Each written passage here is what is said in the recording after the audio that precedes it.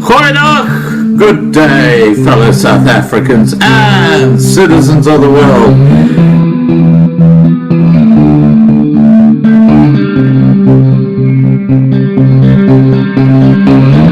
I've been looking around for salvation. I've been looking around for the truth. All around me I see frustration, and I looked all over till I found you. I sit and listen to your stories, and you're telling me to please don't worry.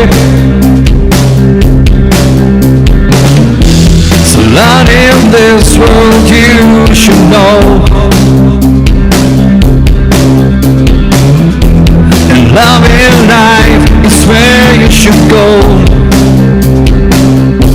If you're looking for somewhere to go, if you're looking for someone to know, if you're looking for someone to guide you, love in life will guide you. I know that life. Goeienaand, good evening, fellow South Africans and citizens of the world, and welcome to tonight's live stream. And we're going to be promoting a brand new book called Life After the Pause by Mike Lacey-Smith. Fascinating book, it's so relevant. But before we get into it, a couple of admin issues I need to talk to you about. Firstly, I have been in email contact with Fee. We've all been worried about Fiona Timms. She wrote to me overnight and said, "Dearest Scott, thank you so much for your concerns. I'm still struggling with a mysterious virus, which I've had for a couple of weeks now. Also undergoing ongoing root canal work done at my dentist, which knocks me off my feet for days afterwards. Next appointment is in 2 weeks' time. I'll be back to my beloved Loving Life family when I've recovered, hopefully soon. With all my love and best wishes from Fee." And I had a message from Jason Bartlett following up our amazing live stream last night, and he says the meetings in Washington DC went well, although he can't actually discuss them at this stage, and Jason is on his way home to Arkansas. The painting sold to Colin for 15,000 Rand. Congratulations, Colin. Our guest tonight, Mike Lacey-Smith, is a South African psychologist by trade. He has practiced for many years, but has been doing corporate training, leadership development and change management for the last 20 years. During the levels of lockdown, Mike was unable to train and develop people due to government regulations. So he wrote his book entitled Life After the Pause. It has just been published on Kindle and Amazon, and I've got a link directly below this video in the description where you can actually go and order the book. Either in hard copy form or electronically. Okay, without any further ado, let me get Mike on. Here we go.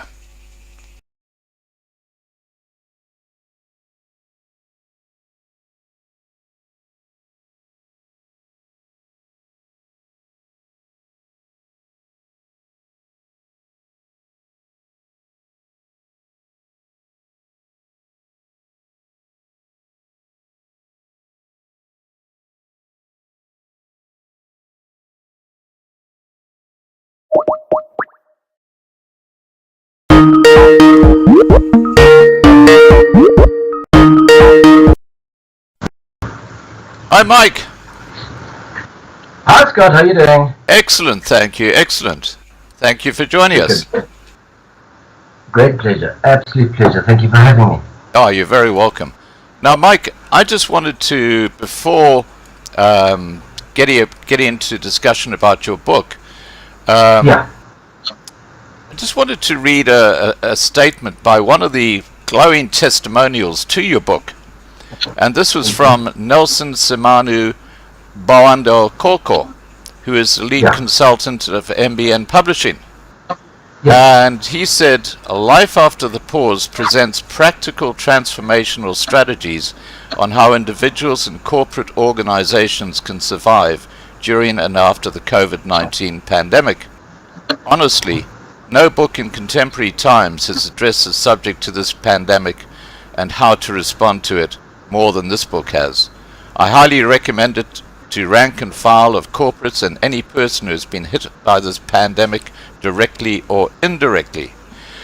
Now, before discussing your book, let's find out a bit about your background and growing up in South Africa, as well as your career. Okay. I was born, my dad was born in 1913 and my mom in 1922. So my mom was 40 when I was born, my dad was 52. So I was brought up by what they used to call the silent generation. So I was a Laatlammetjie, a huge Laatlammetjie. Went to school, was very blessed to go to St. Stephen's College. My parents both worked very hard for me to be there. And all I wanted to be was a marine biologist. And very sadly, the person who guided me in terms of my career, Ken Hoffermeyer, died a few days ago. But anyway, he went blind when I was in about standard 2 in 1972 and came back when I was in high school as a counselor. And he said to me, Mike, you want to become a marine biologist? I said, yes, sir. He said, let's be honest, maths and science don't like you and you don't like them and fish don't talk back. Become a teacher or a psychologist. So I qualified as a teacher, taught at Greenside High School, taught English and guidance. That's where one of my loves for writing came about. And then did my honours degree part-time and then got accepted into the master's program as a counselling psychologist at RAU. And after that I taught for a year and then I went out into the corporate world. I was career assessment and career development manager for a very big bank. And then went out consulting and joined with a lady called Dr. Renata Volpe. We had a company called Leadership Culture Innovators, and in about 2002 she wanted to work with women's issues in companies, and I started my own company called Free to Live. And since then I've been consulting. I ran a practice as a psychologist for a while, for quite some time, as well as doing corporate training, and then went into corporate training full-time and corporate consulting in change management. And I've been blessed to work with about 250 different companies in South Africa, and I've worked in 14 different countries, and I've just been so blessed to work in so many different industries and see industries beginning to end. And I've worked in electrical industry, we all know who they are, water, forestry, transport, IT, aviation, air traffic control, and I've just had this most wonderful, blessed career, being able to see and experience all the things that I have. And I love what I do. Absolutely love what I do. Right. Now, you are also a bikie and a member of Stephen Suntup's Rainbow Bikers. Now, I had a message from Stephen just an hour ago saying that he's going to be watching the live stream and he's really looking forward to it. So do you want to give him a shout out? Hey, a big shout out to you, Steve. It's such a privilege to be part of the Rainbow Foundation for Bikers. It's also an absolute blessing to be part of the Sons of Joburg. I'm the National Vice President of the Sons of Joburg, and I'm hugely involved in the biking world. So I think a lot of people who know me from the biking world may be a little bit surprised that I've written a book. Well, I have to tell you that the whole world was in awe of the bikers of South Africa after what happened in Pretoria. Oh, wonderful. Oh, just That was fantastic. 41,000 bikers, apparently, was the last count. absolutely. My beautiful wife, Corinne, and I were part of that 41,000 together with many people from Sons of Joburg, and I saw so many bikers that I knew. It was just the most phenomenal experience to have all of these people Yeah. together. Absolutely no violence, no anything. Just bikers there. And, you know, when they got to make the speeches, it wasn't ranting and raving, and it was most of it done in prayer.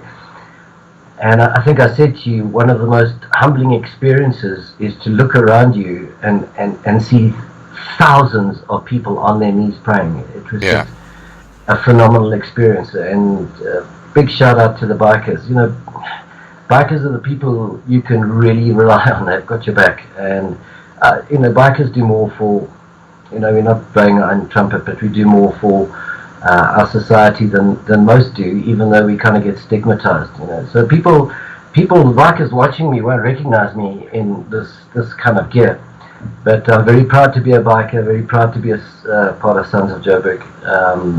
Awesome people. Yeah, you know what the great irony is that bikers are often stigmatized, and then you look at the economic freedom fighters and how they protest, and yet they are somehow glorified by the mainstream media in South Africa. It is completely misplaced. It's complete fake news. Well, it's, you know, the media likes that. Look, we got some coverage, which was a good thing, which was good. But the debacles that happen, all the other debacles that happen, the corruption, all those other things, and posturing and that just grabs news, you know. Yeah. That's South Africa. I love this country, but it's South Africa. Yeah. Let's get on to your book, because that's why we're talking. Why did you write the book, Life After the Pause? Okay. As I said, I'm a corporate facilitator and a trainer, and due to our lockdown regulations in South Africa, there was just absolutely, work just came to a stop. And my wife suggested to me, she said, why don't you write a book about this time and call it Life After the Pause? So I have to give all credit to her, and we sat and brainstormed, and she just brainstormed with me, and that night I wrote through the night. You can't sit and do nothing, and I've had this wonderful career where I've been blessed so much with learning so much, and my job's one of the best jobs in the world. I'm just a big sponge, and what I do is I learn and absorb, and the biggest gift is to be able to just give it away. Right. That's what training is. You know, they say knowledge is power, but I disagree. I say knowledge, when it's understood by a person in such a way that they can action it and pass it on to another person in such a way that they can action it, that's called wisdom. Yeah. And we've got a lot of knowledge floating around, but I've been blessed to learn. So I started to think about people around the world, and I started right in the early phases. You know, that was also whilst cleaning the garage and doing all the things that I had promised to do for a while, and started writing, and it just developed and grew through this time, and I finished it before we went into lockdown 2. Very blessed to have it published, online. And I wrote it because you can't sit around doing nothing. You need to be productive. And it was a tough experience, actually, because everything that I wrote was stuff that I was going through too. Yeah. You know, and it was also a huge blessing to be able to process everything that was happening around the world, and the changes due to COVID. I call it the biological virus. But the biological virus, you can't keep referring back to Covid19 or SARS-CoV-2. It's called the biological virus. You can't sit and do nothing. Be productive, and that's how it happened. Right. Now, what I found fascinating about your book is that the word pause actually is an acronym. We'll get into that acronym shortly. Yeah. But can you tell us what the book is about? Okay. I've divided the book into almost 3 tranches.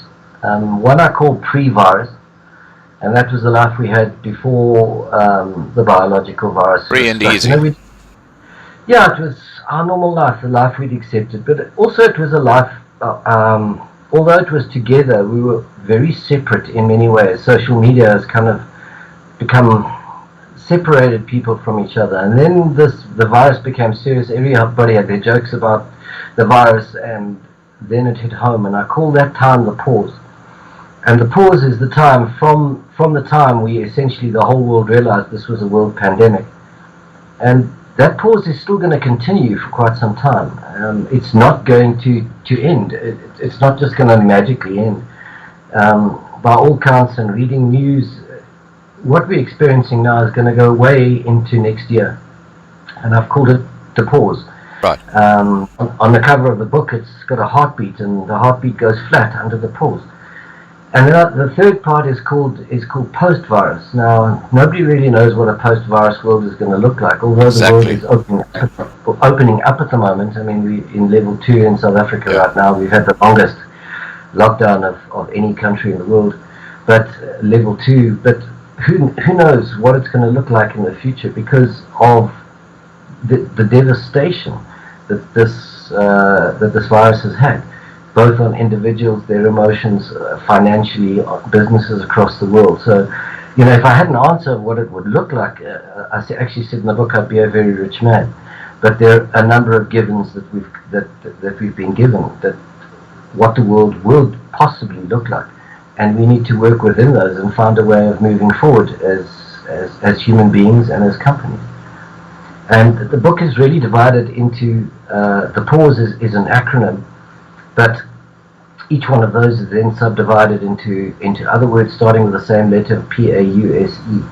But each one of those sections is written in general, and then for us as individuals. And the next section, under every one of those subsections, is for leaders. So the book's really written for you and me and what we've experienced. And then it goes on to how leaders can work with these concepts within their companies and start moving forward. So it was a real challenge to write, it was a real blessing, but the book is about what has happened to us at a very deep psychological level. And what people don't realize is that we're driven by our human emotions. So an engineer will say logic, but we're driven by human emotions. They keep us alive, they make us survive. And these human emotions are very, very deep. Often we don't understand where they come from. If I can use an example, let's say the emotion anger. Now, a lot of people have been very, very angry during this time, during times of lockdown, isolation. But anger is one of our one of our core emotions, but it is driven by other emotions. It's driven by, I'm angry because I feel uncertain. I'm angry because I'm frustrated. I'm angry because I feel let down. I'm angry because I feel betrayed. All of these other emotions that lead into the expression of anger. Right. And often we express the anger, but we don't deal with the emotions that are actually fueling that anger. I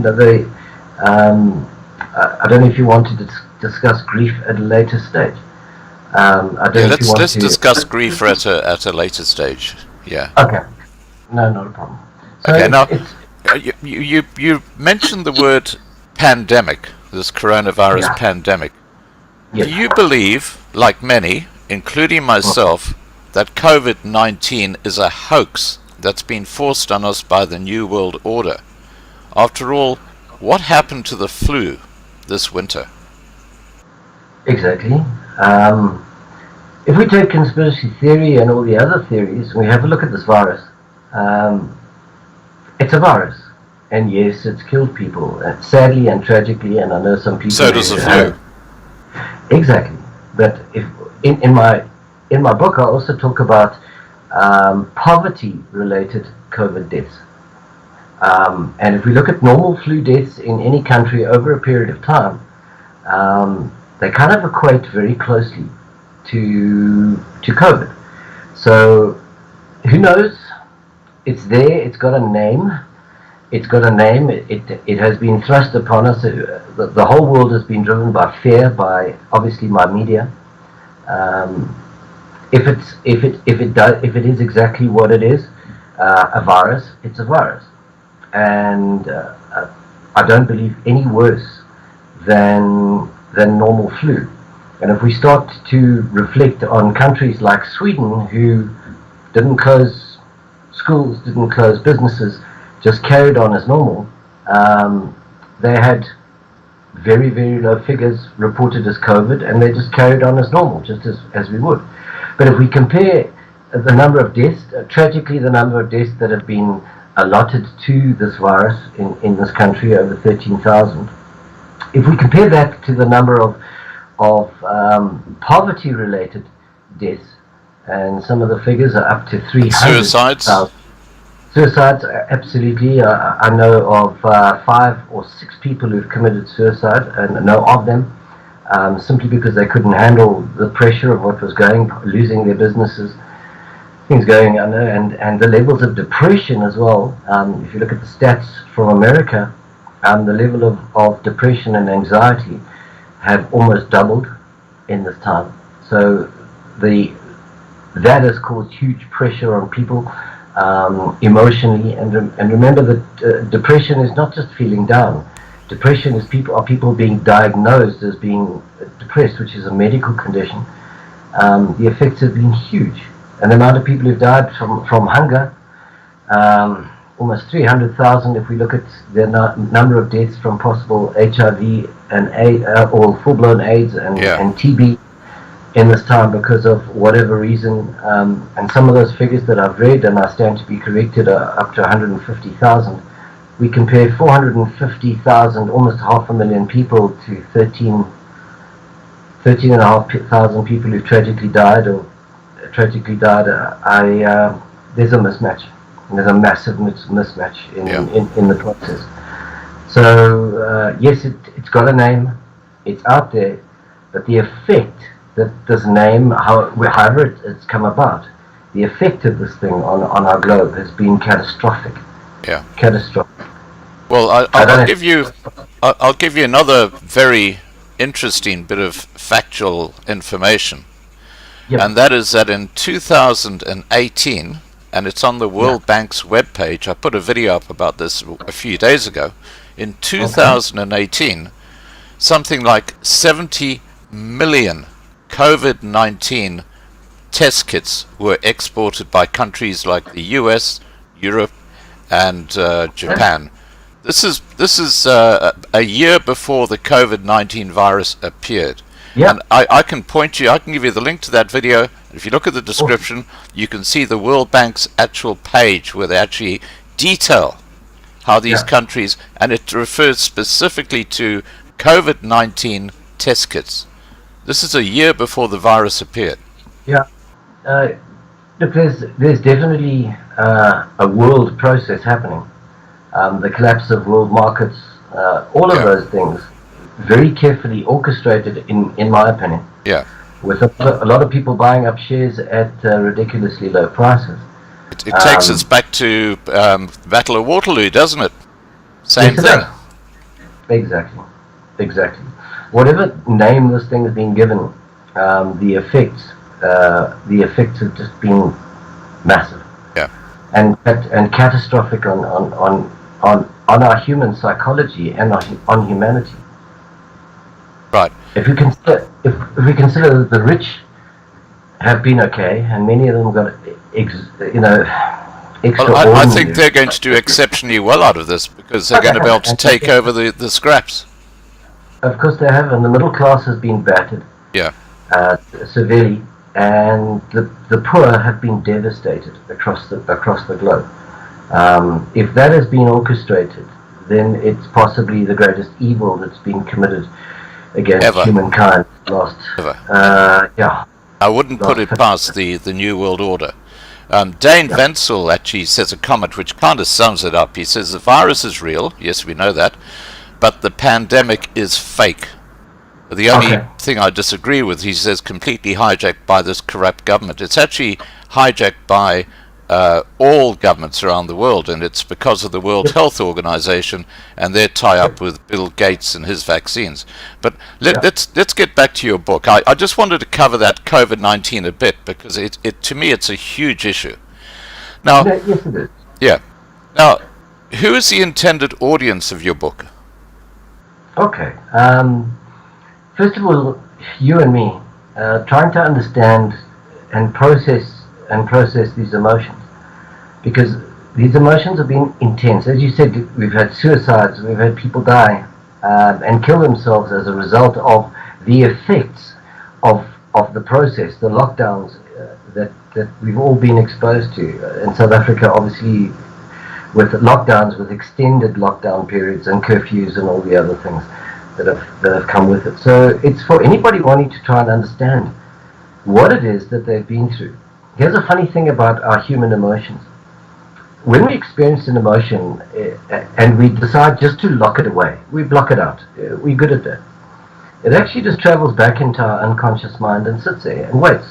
Yeah. And the unconscious mind tries to process it. And the function of our dreams, funnily enough, is to process our emotions. So we lock stuff up and then we dream about it. And we dream about the troubles that come with the conflict of these emotions. So trying to handle that. Also looking at a way, in every section there's a way. Let's say under P you've got, of pause, there's one called positivity. Now people ask, how can we be positive during this time? Positivity is a choice. It really is. What we think, our emotions, the emotions that we think, we actually wear on our bodies and they affect our neurology. So if we choose to be positive, it's called self-efficacy. If we choose to be positive, we can start to activate the positive processes, memories, and all those things inside of our minds. Obviously, if you say positive things about yourself, you get up more saying, I'm gorgeous, I'm wonderful, and I don't believe them, then that's damaging to your psychology. So right. It's how to activate things like positivity, how to work through and try to understand what's been happening to us at a first level. That's for you and me. The second aspect of the book is for leaders. You know, leaders are in a difficult position. Let's consider what has happened. Many companies have had to, in the book I call it being retrenched, and my nephew in the States says, you know, if you say that in America, it's a strange word. It's being laid off. But how many people have actually been retrenched and laid off during this time? What effect does that have on them? What effect does it have on a leader having to retrench or lay off their staff? What effect does that have on the people in the organization? Now you've got less people struggling to keep this company in terms of its survival, and what does that do to the people who are left behind? Right. And it goes through all the processes with leaders, giving them advice. I mean, one of the things that I said is the worst thing a leader can say to somebody is just be thankful you've got your job, because this virus and the whole process that we've been through has caused massive fear in people. That's also one of our core emotions. And the moment you say that, people have maybe left the organization because of being laid off or retrenched, and you say, just be grateful you've got your job. That person goes straight back into fear mode. They go straight back into the fear that they experienced during COVID, during the times of lockdown. And of course, the media was brilliant in just being fearmongers. Because every time you switched on the TV or listened to the radio, there was just greater fear. And suddenly you've got a person in your organization who's now reacting with what we call their reptile brain, their fear brain. And that fear brain stops them from being productive. And what companies need right now is effective production, new thinking, new motivation of staff, new leadership skills. And I think there's a glaring lack of leadership skills around the globe. Not knocking many of the brilliant leaders, but we really do have a gap, especially also in countries. I mean, look at leadership of nations. Right. Now, I just want to quickly address the side chat and people watching. And first off, I just want to say to Manuel Magro, I actually reviewed the live stream we had last night. And if you could just email me, Marlene, if you could just drop my email address in the side chat. Manuel's got a very, very accomplished musician who could perhaps join us on a Saturday night. So perhaps we could just make that contact. For those who are watching the live stream right now, please, guys, remember to subscribe to this channel. We always have very interesting discussions like we are here tonight. Now, let's get back to and the other thing is, please, if you've got a question for Mike, please just put it into the side chat, and I'll get one of the moderators to cut and paste it later on and present that to Mike. Now, Mike, getting back to you personally. Okay, here you are in lockdown, and you couldn't see any clients. You were just basically sitting on your backside with nothing to do. So. You took it upon yourself as a result to write the book. What was writing the book during lockdown like? It was a strange experience. I've written all my life, so I've written for women's magazines and men's magazines, and I've edited books, and I've had a blog, and I write poetry, and see from the back I play music and all of those sort of things.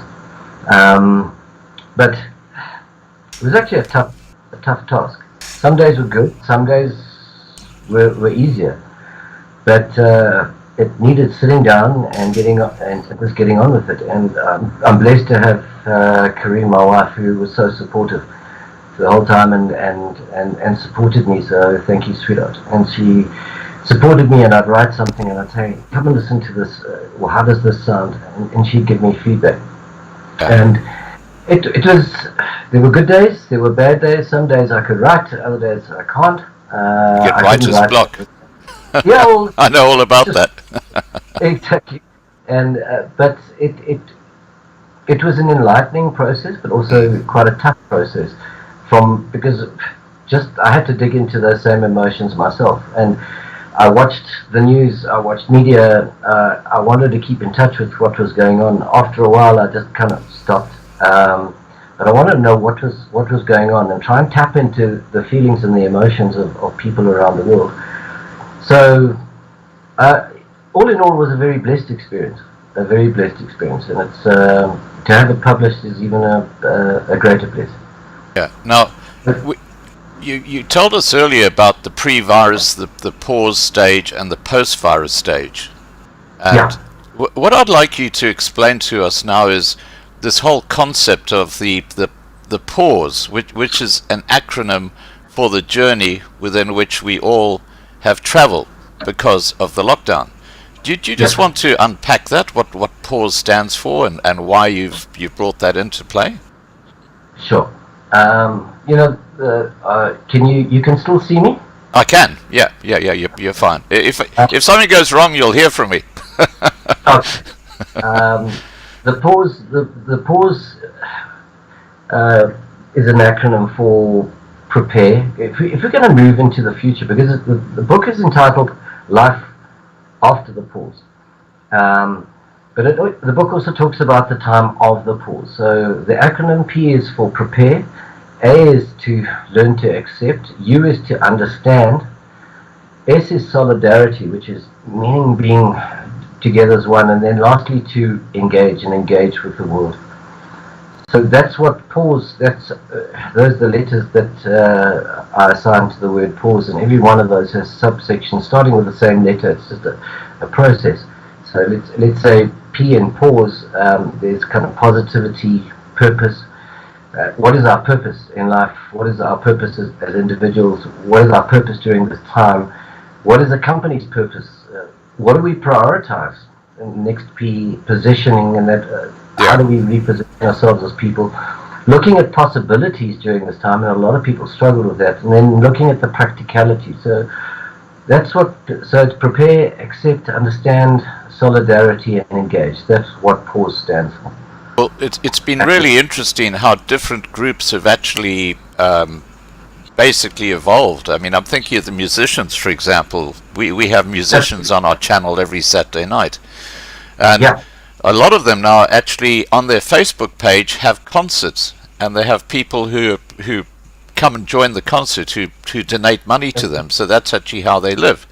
And they never used to do that before. So there are all sorts of innovative ways that people are trying to actually survive this terrible thing.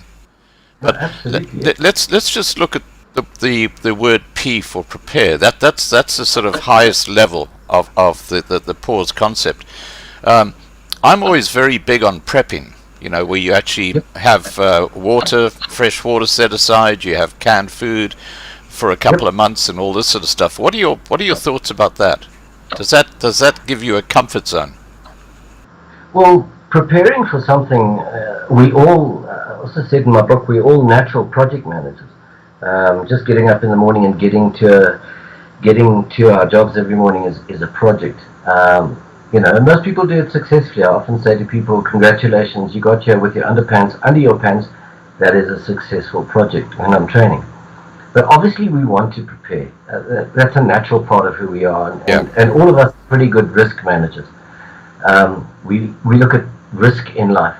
But this time of the pause, the COVID, nobody really globally, except maybe for some who were possibly in the know, as you say, nobody prepared for this. No companies had this in their contingency risk plans into the future. Us as human beings, we were not prepared for this. And the moment we start to prepare for the future based on what we have right now, that is a good starting point. So that's why I said the process we need to go is we need to prepare for the future based on what we have right now. And that's basic to our human psychology, is preparing. And the world just was not ready for this at all. And I think the world is still not ready, really ready for the world that's opening up. We have no clue what it's going to look like in the future. I hope I've answered your question, Scott. Well, yeah. It just gives us an idea of the acronym and how they all hang together. Yeah, absolutely. Now, what were and are the most powerful emotions that people experience during this time? Okay, very interestingly, the whole world went into grief. Grief and loss. Now, Elizabeth Kubler-Ross has got what she calls the grief wheel or grief cycle, which been given the name DABDA. First of all, we go into denial. This isn't happening to me. Now, if we consider the grief emotion, we relate to somebody who may have passed away, or somebody who may be passing away that we know they're passing away. It also extends, the same grief process extends to the loss of a relationship, the breakup of a relationship, a retrenchment, a loss of civil liberties, a loss. And what the world went through was massive loss. And whether the world likes it or not, the world went into grief. And people went into grief. The loss of, the absolute denial, this isn't happening to us, it's just a virus that's far away. Then it suddenly became a worldwide phenomena, and suddenly it hit us, and people were angry. And why the hell is this happening? Who have we got to blame? And then people had a deep sense of betrayal at that moment. Why have we been betrayed, and who have we been betrayed by? Which is a very deep emotion. Anybody who's ever been betrayed by another human being will understand the hurt that comes with it. Right. So the anger, the massive anger that was felt by people, obviously during hard lockdown when people had to stay indoors. Some people were blessed enough to have a garden to walk in. Other people were stuck in a tiny little flat by themselves. And that must have been catastrophic for them, especially if that person was in a fragile emotional state before this even started. Yes. And I want to consider people suffering from depression, bipolar disorder, anybody having a serious anxiety. I mean, this time must have impacted them and made them incredibly angry, and made every human being angry. And I think we've just seen that explode all over social media. And any cause that comes up that needs people to express their anger, I mean, people have been first to jump on the bandwagon. I mean, living in South Africa too, some of the illogical rules that we live by. I mean, not allowed to buy cigarettes.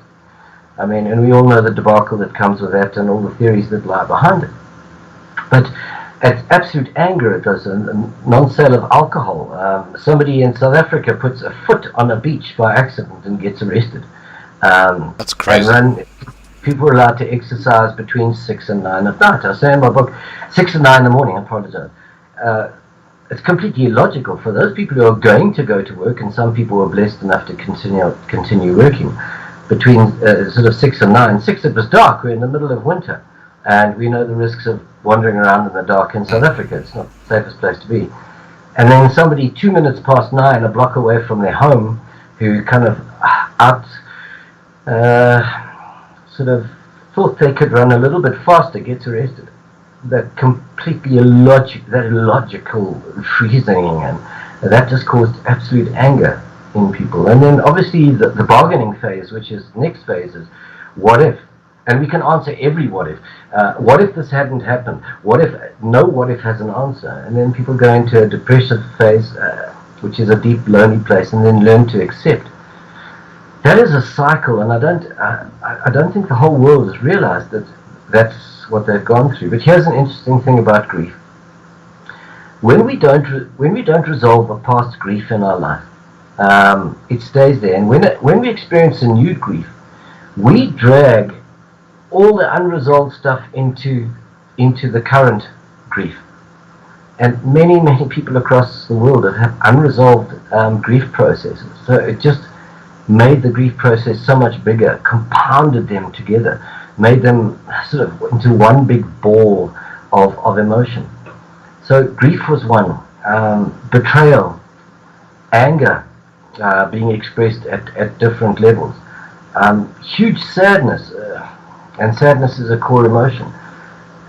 Imagine, and I've also said, I've said in the book, imagine the deep sadness of not being able to go and visit someone who's been taken to a hospital with COVID and not being able to reach them, not being able to even contact them, not be able to find out how that person is doing. I mean, my wife had to go in for routine surgery, and I think it was in May, and I wasn't allowed to go into the hospital. And she didn't. Nobody contacted me. I had to sit, and it was almost twice as long as it would normally have taken. When eventually she phoned me, and I was sitting in the car, and that worry of that time made me think hugely about the millions of people around the world who went through that kind of suffering and grief. Yeah. Just phenomenal. Disgust, another human emotion. Just being disgusted at how, possibly at the fact that this is a hoax worldwide. Disgusted at the fact that people can't work, can't get to see their families, can't get to see their elderly parents who are ill. And I've attended 2 or 3 funerals online during this time of people that I knew and wanted to be at their funerals, but I wasn't allowed to be there. I had to sit in this same chair and grieve for someone in a church somewhere else. Yeah. So the rawest of human emotions are the ones that actually came to the fore. When we don't deal with those emotions, we bury them or don't manage them, they're going to come back, and we're going to have to deal with them at some stage. I hope I've answered some part of your question, but I've tried to go in the book into what emotions trigger other ones, and we experience the one, but we're not dealing with the others underneath. Right. And I've also gone through Karkoff's process of dealing with emotions in there. How to process emotions is actually in the book as well. How to process them. I have to tell you, you've raised a whole lot of questions for me in that the comment you just made, and the first one is that just yesterday, here in Queensland, there was the first news item was a story about this lady who had driven all the way up from Canberra, which hasn't had a virus outbreak for weeks, up to the border of Queensland with her permit, and she was allowed to go and see her dying father, but she was not allowed to go to the funeral. And it was quite extraordinary. And because she's in quarantine, and there's a huge amount of feedback on that, and people are saying this is ridiculous. We've had enough of this sort of crap. And then we look at the World Health Organization. You mentioned how people go into the blame game, and you get all these conspiracy theories coming out, and it's really interesting because a lot of them hold a lot of credible information, like the role of Bill Gates and the World Health Organization who are sitting there like puppet masters, directing all the governments of the world what to do. They all went in lockdown around about March. Why? Yeah. You know, Yeah. then you've got things that seem to happen spontaneously around the world, like they go from level 5 lockdown to level 4 lockdown at almost exactly the same time. It's like someone's pulling a switch somewhere and saying, okay, now we can do level 3. Everything seems to be timed, and of course now we're talking about these vaccines. Oh, yeah. And this is where the most ridiculous situation comes in. And that is where Australia has paid what's it called? It's paid 1.4 billion Australian dollars to a laboratory at Oxford University, which is tied up with Bill Gates, because they were supposed to have a vaccine that was ready to go. And of course, they were looking at vaccinating the whole of Australia. But there's now been a hiccup because one of the people in the trial has become gravely sick, and the whole thing's on hold. In the meantime, Australia's paid this mob 1.4 billion Australian dollars. This is a sort of shit that's going on. There's something crazy happening. What are your thoughts about that? Well, the rich are getting richer. You know, look, I know Bill Gates from what I read, but I really don't understand how he's related to vaccines. I really don't get the link unless there's something else happening behind the scenes. I mean, you also have to look at what's going to be in the vaccine. I've read a lot about it, and so many people are resistant to it. Plus, all the things saying that if you don't get the vaccine, you're not going to be able to trade, and all sorts of things, which is just one world order and control. And yes, it is pretty amazing that countries have gone through the same phase, except for South Africa, of course, because we're kind of behind along the way. Along the way, but yeah, something else is happening. Irrespective of what the thing is, it's caused this hiatus in our lives where we were functioning actually okay, and then suddenly boom, it's all gone, and then we don't know how we're going to be allowed to travel into the future, and the stress and anxiety that's causing, and the absolute fear in people is extraordinary. Is absolutely extraordinary, you know. Yeah, they feel helpless. And you know, there's talk about on the 1st of October, that there's 2 little islands, you know, which make up New Zealand. Yes. It's going to go, they're suggesting, into martial law, and they've got about a handful of coronavirus cases in the whole country. And the suggestion is that then Australia will go into martial law. Why do you need to go to those measures when you've got something that's no worse than the flu? There is something very, very, very, very concerning going on. There's something wrong with that. I mean, New Zealand and Australia are both beautiful countries. There's no reason. I mean, in New Zealand they had a little outbreak. When I say a little outbreak, it was a tiny outbreak, and they all went back to their level 3. They only had 3 levels. But they're like the Gestapo there. They've contained the virus. To go to martial law, that sounds like the movies that we used to watch, you know, about the end of the world and the Great Cataclysm. Yeah. It just doesn't make sense. It does not make sense in a country as let's say forward thinking and both as structured as both of New Zealand and Australia are, to go to that level. It's the answer doesn't match the problem at all. Yeah, it's totally out of sync. That's a completely reactive, unhealthy way. And why go to martial? It's extraordinary. Just as a psychologist, if that was to happen in a little country like New Zealand, where everybody's used to just being relaxed and roaming around doing their own thing, how is that going to impact people emotionally if you suddenly got martial law? It will be like a second wave of the pause, but with more fear. Because the one thing that we like to be as human beings is to feel in control as much as we can. Feeling out of control and feeling helpless and feeling controlled causes immense anxiety and fear. and it's going to cause anger. And what is the first thing that often people do? People revolt, and you get uprisings. Let's call it uprising, or you're going to get people who are going to demonstrate. And then if martial law is in place, then they're going to be heavy-handed, just as heavy-handed as the police in Cape Town. And that's going to damage the psyche of the people. It's going to wreck the economy once again. Yeah. It's going to be a devastation for them. It will be devastating. Right. And that really brings me to the point is just even under the lockdown, what were and are the most powerful emotions that people experience during this time? Yeah, fear, anger, betrayal, hurt. Right. All of those emotions, very deep emotions. I mean, Right.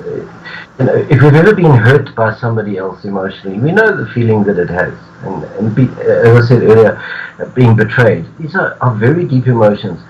And funny enough, we live our lives by a set of beliefs, our beliefs and values. Our beliefs are really 3 core beliefs, which is one about our sexuality, me in my maleness, person in their femininity, how we relate to each other.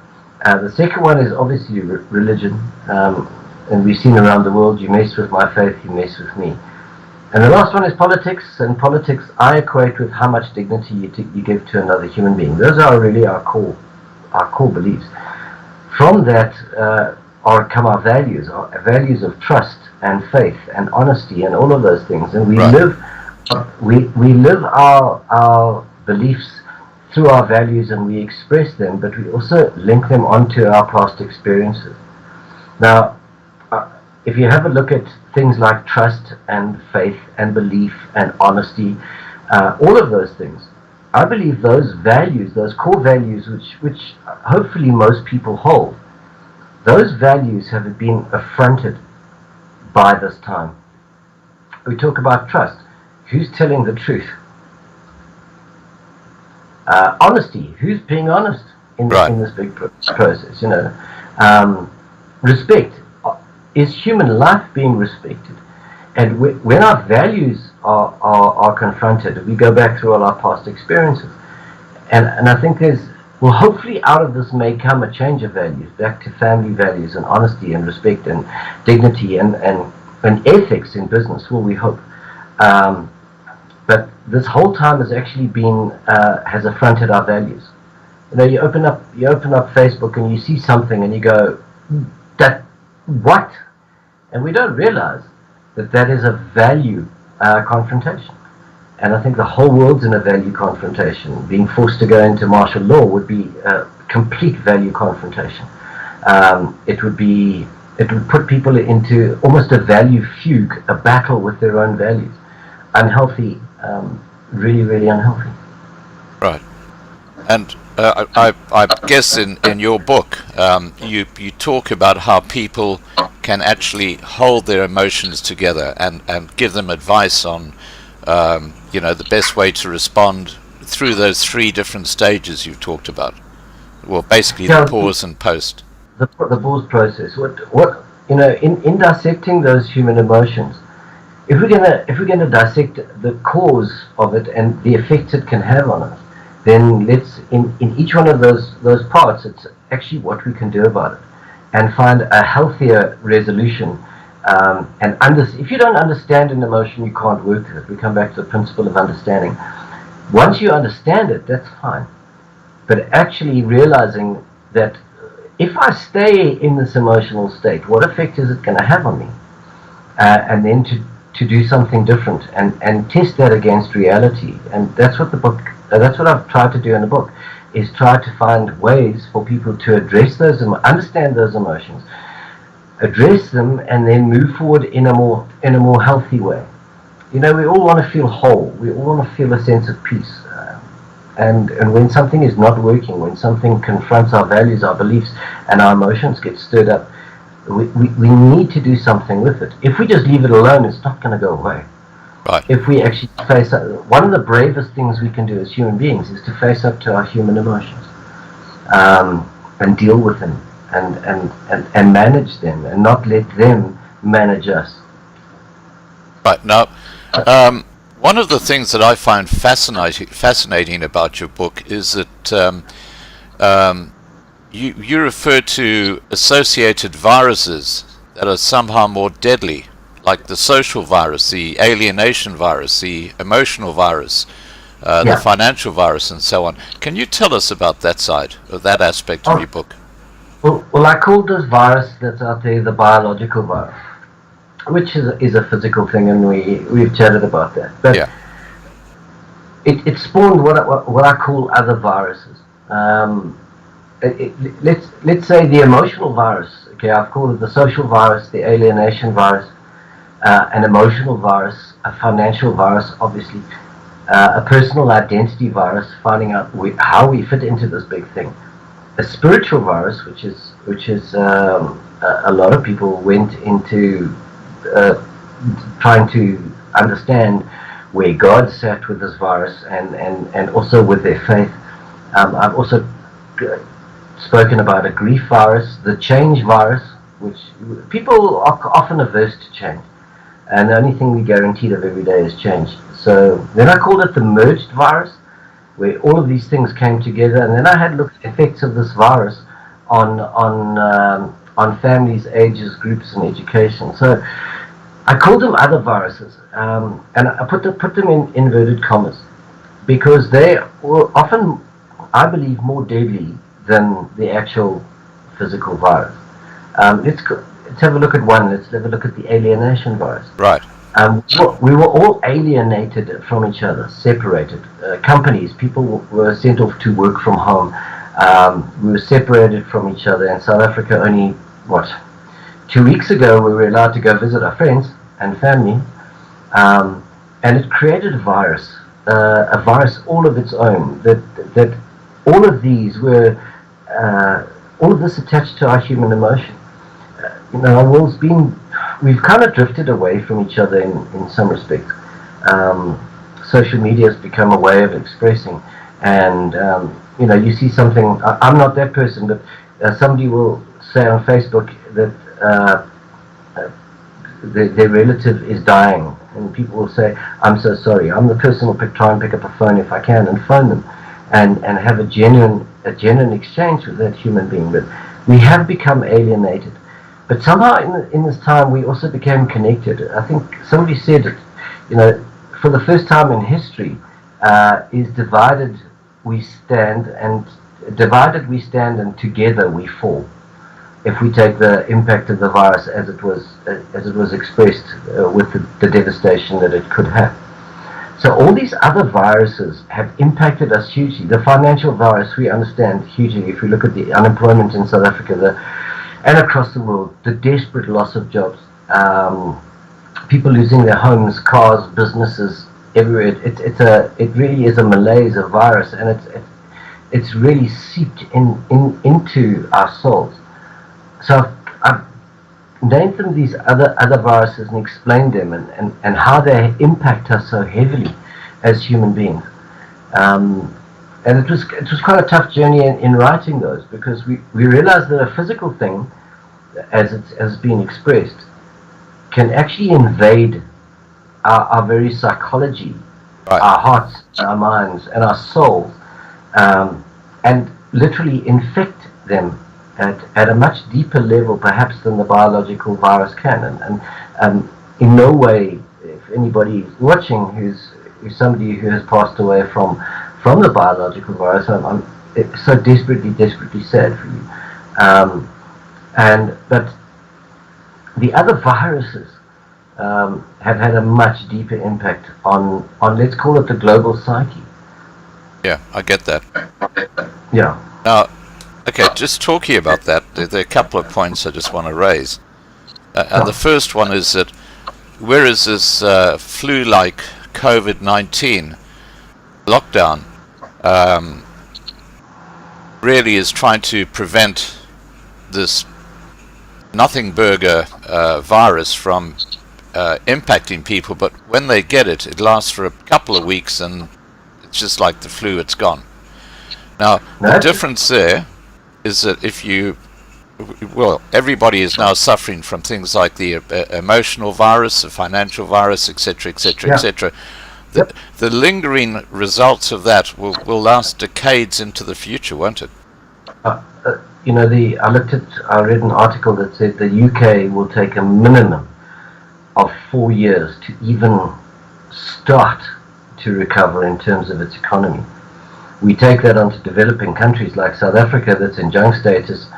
The effects of this financially and on our economy and on our people, you know, people can throw things at me if they wish, but I reckon it's going to take more than 10 to 15 years to even start to recover from where we are, unless we have a miracle change in our country. The impact will be for years and years and years. Well, I would suggest that South Africa is stuffed, because the way Ramaphosa is going with this black economic transformation, the ICT industry have now been told that they've got to have 30% black ownership in their companies, or they cannot even trade, they cannot even go into business. They've got to do it in a year's time. These sort of these race-based laws, employment laws, and ownership laws that this ANC government are bringing in at this time is the worst possible thing they could have done. You know, we all believe in it, everybody having an equal try, equal shot. That's what democracy is. Everybody having an equal go. But bringing in laws that are doubly restrictive, and I don't believe that those are not going to benefit 95% or 95% of our population. For them, it means absolutely nothing. It's only going to benefit the people who are going to get richer. It's very, very simple. It's not going to benefit the average man on the street at all. And if we consider a lot of that is noise and postulation, I believe, to try and cover up the rampant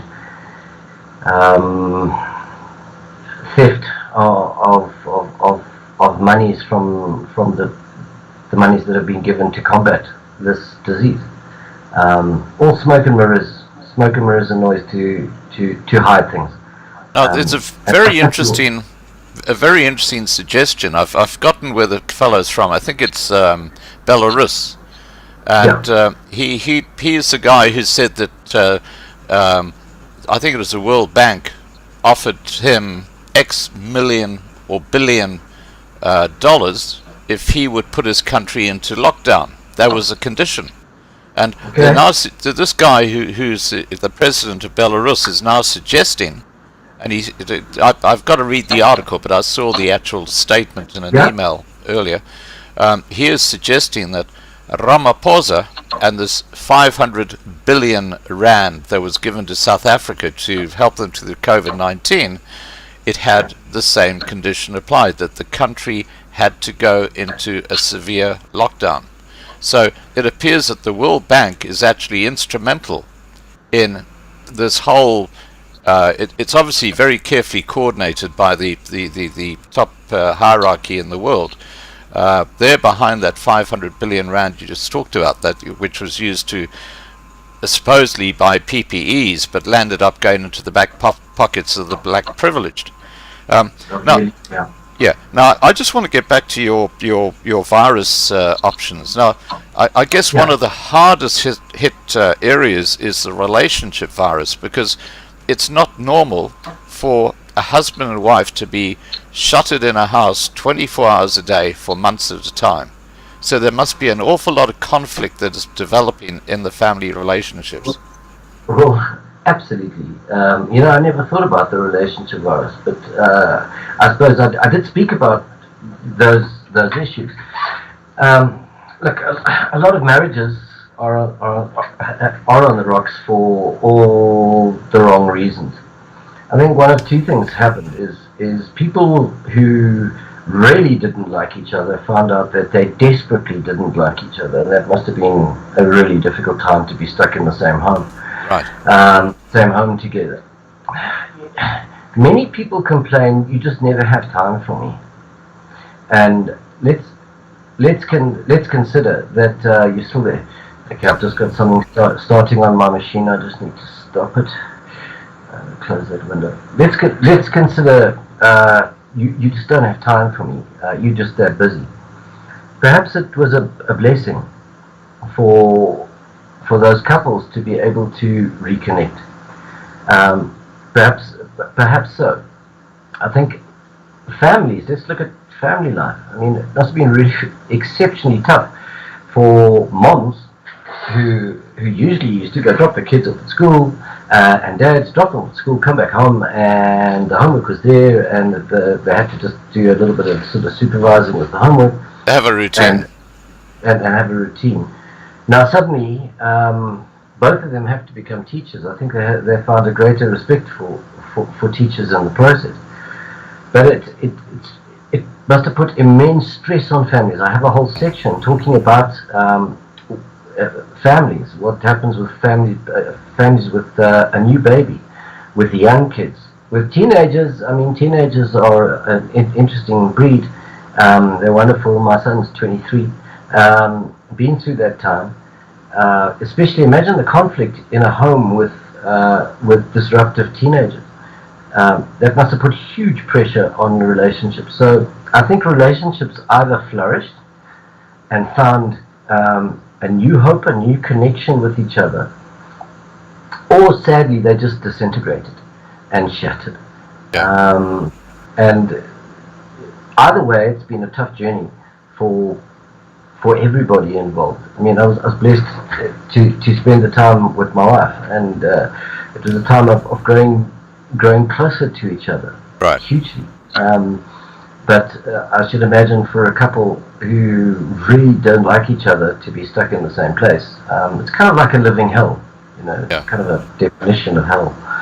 But it has had huge impact on relationships. Hopefully in the long term, people have started to value relationships over things. That's one of the things I've said in the book. Hopefully we'll start to value relationships. We'll stop glorifying things, fancy cars, all those other things.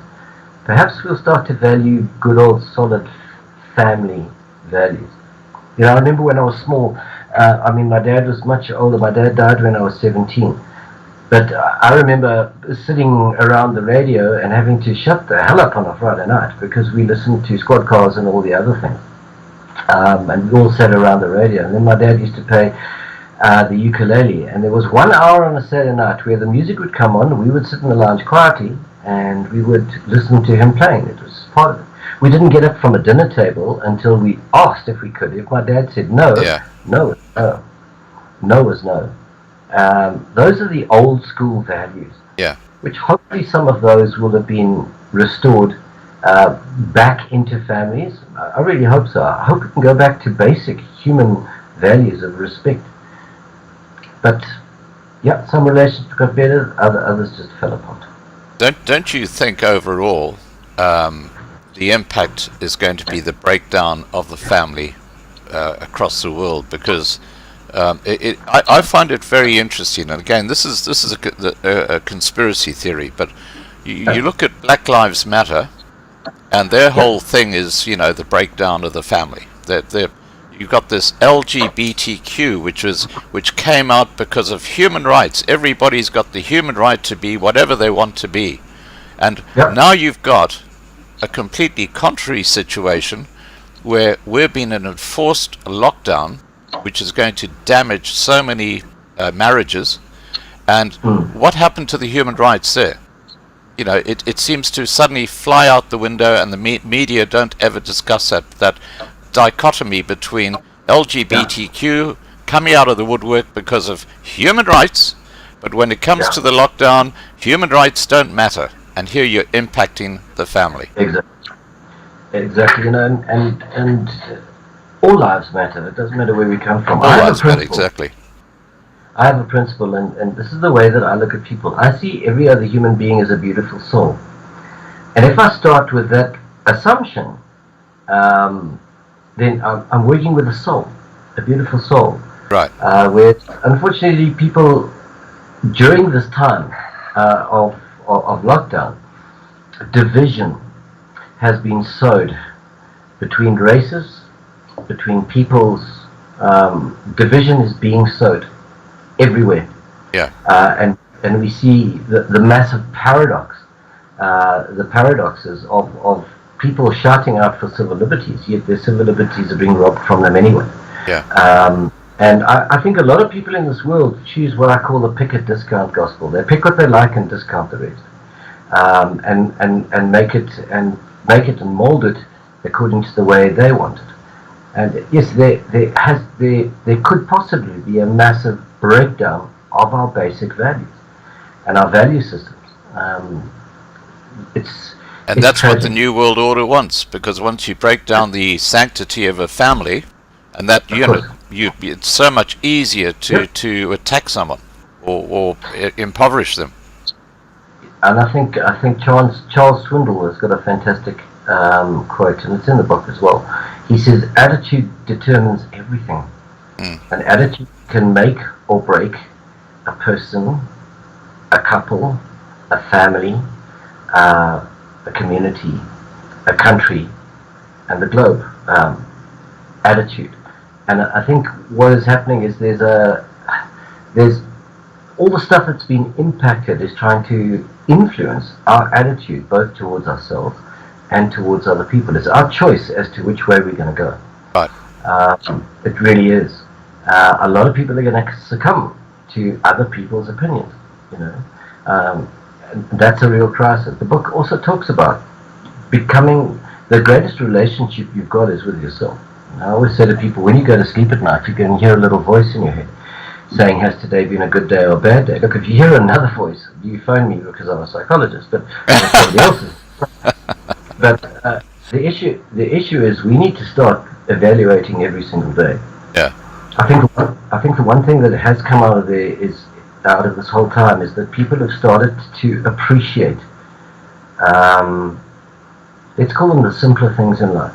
I think many people have had to change the way that they buy things. If they've had money, luxuries have gone, all those other things, they've gone back to the basics, and they've decluttered. Which is a healthy thing in many respects. I think people have come to realize that actually waking up in the morning, having life and breath is actually a complete blessing. We've forgotten that. Hopefully we can go back to those basic things of being grateful for what we have. Sadly, many people have lost everything they've had, and for them it's catastrophic. Yeah. I think the relationship aspect is something that's so important to anyone who watches this video. And there's just one final thing I'd like to ask you about before we move back to your book and other aspects of it. And that is, if someone's in a relationship who's watching this video where they're having a tough time because they've been quarantined in their house, and there's a lot of conflict, what's your advice to them? How should they try and turn the ship around? Well, it depends on the access to help. I mean, women are graced with better EQ than men. When I started my practice many years ago, to compare to when I stopped running my practice, 80% of my clients or patients were women. At the end, 50-50 with men.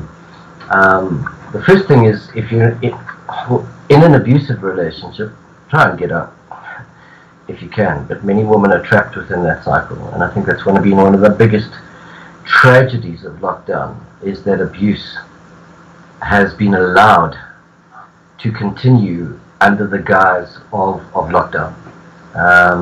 Gender-based violence. We're starting to hear some of the atrocious figures that have come out of that. Right. In an abusive relationship, if you can get out, but many people can't. Secondly, seek some help. Get some help. Go and get counseling if you can. Do you offer online counseling? No, I don't.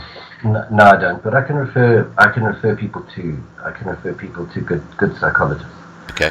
So if people contact me, I can forward their email to you.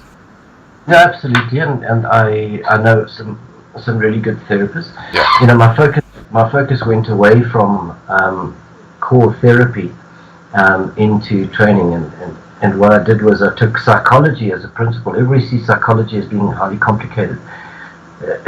It's not. when you take it and you break it down into the small components, it becomes easily manageable and understood. And part of my job has been to take psychology and make it usable in an organization. Right. But I can refer people. Try and get help. There are many places too where you can get good help. But if somebody's in one of those relationships that are destructive, first thing, try as a couple to work things out. If you can't, then manage it. I think 69% of first marriages in this country end in divorce. Wow. And I wish that people, instead of saying I promise to, would say I give you my word, I will die trying to love you and respect you.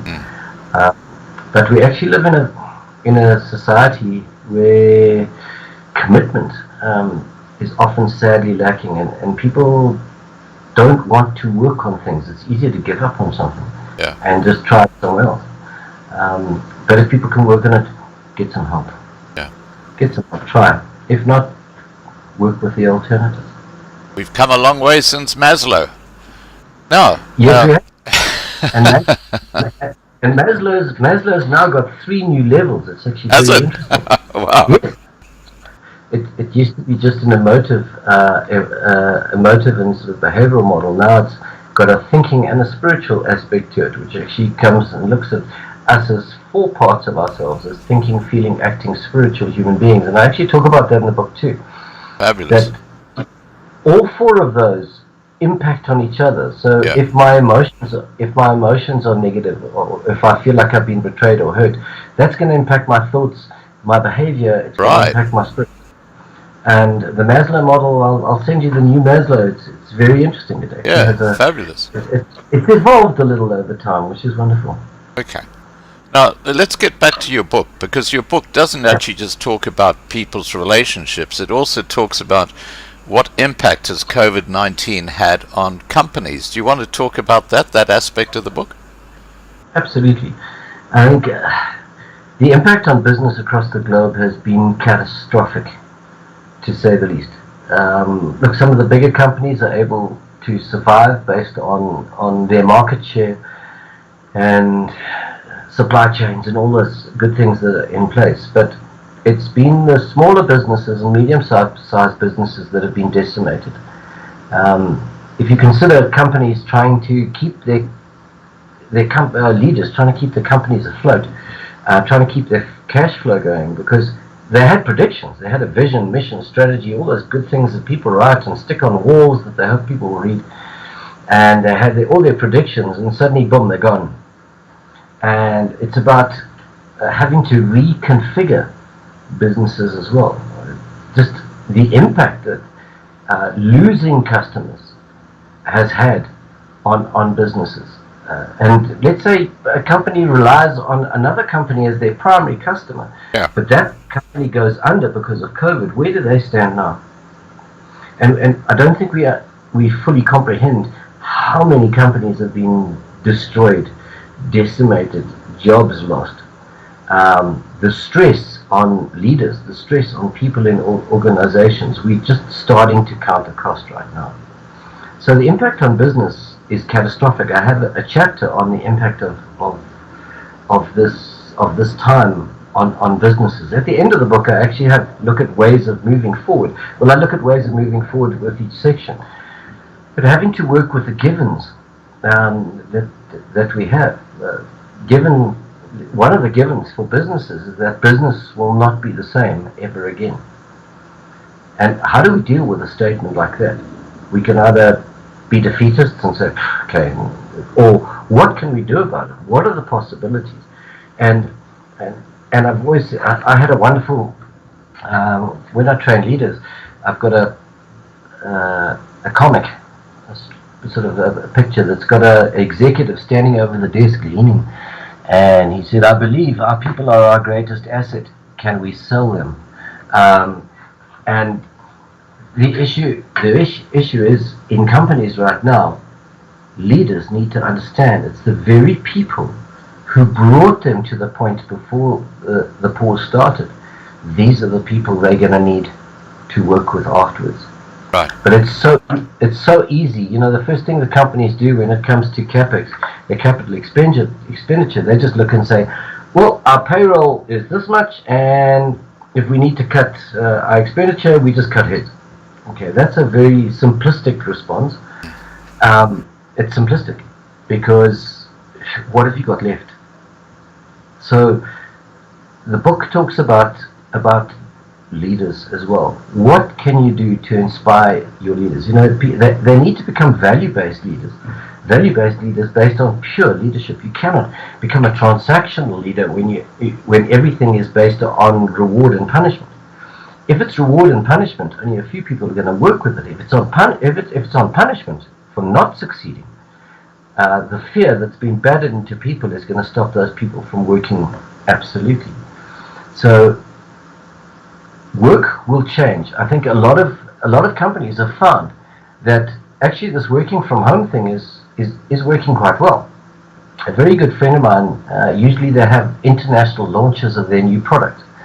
And, you know, the traditional way that they always do it, fly people from all over the world, put them up in a hotel, pay extraordinary amounts of money for food and drinks and the big launch and the rah-rah, and let's see how it works.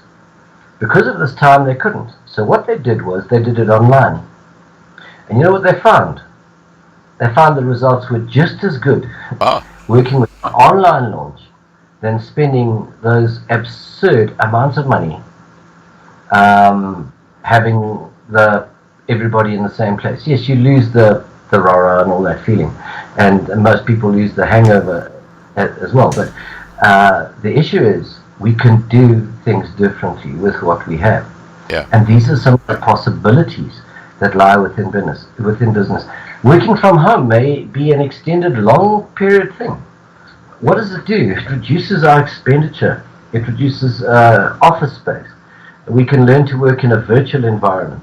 You know, I've worked in a virtual environment really with all my colleagues for the last 15 years, with no need to have everybody in one office space. We can work virtually. I think that's going to be a massive change into the future, massive cost saving. I think there are better ways of saving money than just getting rid of staff. You can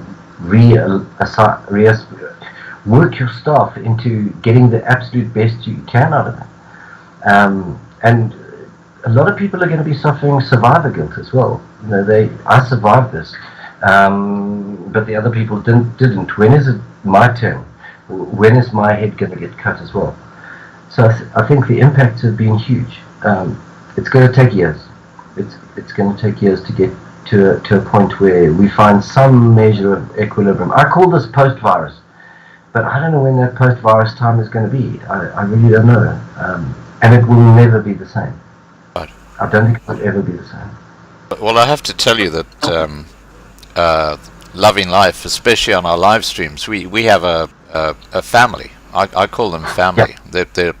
It's a large group of people who come to the live streams and they interact, and I can see it right now on the side chat. You know, they're talking to each other and they're listening to our discussion, but it's like they're talking about something totally different, and you know, it's they know each other. They've got to know each other over the live streams over the many months, especially during this lockdown. Yeah.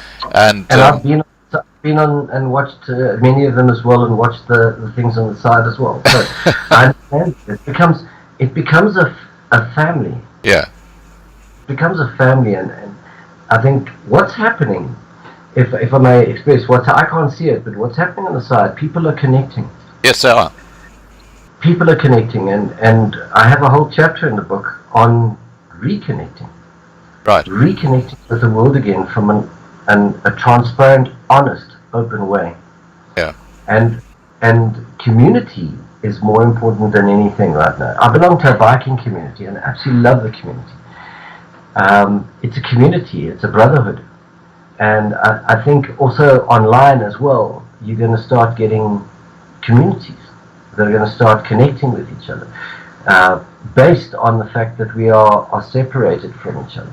Right. And hopefully that connection has started to become genuine, and genuine. We all want to know. Eric Fromm, great psychologist, says we've got three basic needs: to love, to be loved, and to be recognized. And that's all people want, is genuine recognition, whether it be part of a community, part of a bike club, part of a church, part of a company. Leaders need part of the Loving Life channel live stream. The Loving Life channel. It's part of a community. It's part of a place where people connect and they feel like they belong. And that's been one of the good changes. I mean, I've been part of groups on Facebook standing up against the illogical ban of cigarettes in our country. I'm just one of the greatest debates of all time. And that's become a community. It's become a fantastic place. We also need to, as the world starts to open up again, people are often going to be torn sometimes between the electronic community and the real live community, the community out there. I think we've been separated again, and I think maybe this is part of the one world order, is to separate and divide people. But if we can find that oneness in something, that's absolutely fantastic. I mean, as bikers, we haven't been allowed to have our traditional day jolls. Now, every club has a day joll in a year, and we all get together, and the word joll party, we party. We haven't had one of those since March. Yeah. Look, we all decided 40,000 bikers to meet in one place. It wasn't a joll. The police aren't going to be standing in your way. No, they certainly didn't. But you know what? We connected. There was a sense of belonging, and I think perhaps I know that this virus, or this time of the pause, has either shattered people's perception of belonging, or brought them to a place where they can find a measure of comfort and belonging, which I think is also a beautiful thing.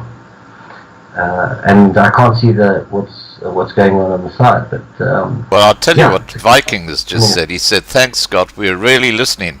We get addicted to this style of chatting with friends. It helps our spirits to stay high."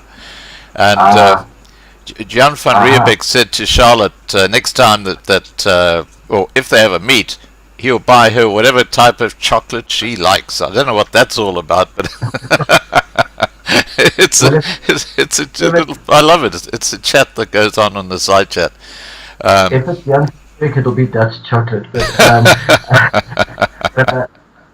that's the beauty. That's the beauty of belonging. And I think what happened during this time is so many people lost it. Yeah. By being isolated, they lost that sense of belonging. They lost that sense of connection.